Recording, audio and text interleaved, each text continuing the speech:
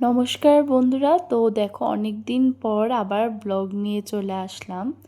তো আজকের ভিডিওটা অন্যরকম, কেননা এই বছর প্রথম, মানে এই বছর না, আমার লাইফে ফার্স্ট আমি কার্তিক পুজো করছি।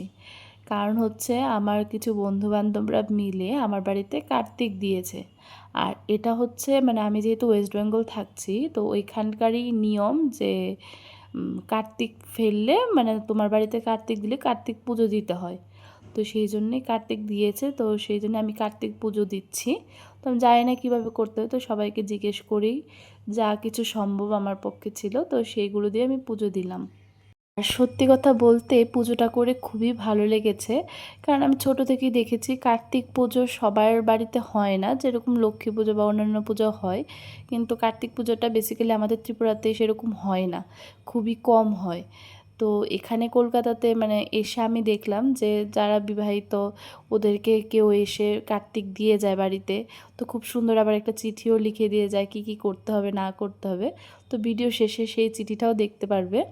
তো খুব সুন্দর লেগেছে, খুব ভালো লেগেছে কার্তিক পুজোটা করে। তো সেই পুজোর ইয়েটুকুই তোমাদের সাথে একটু শেয়ার করলাম। তো কেমন হলো অবশ্যই জানিও। ভিডিওটা দিতে অনেকটা দেরি হয়ে গেল, তো সেটার জন্য কিছু কেউ মনে করবে না। টাটা।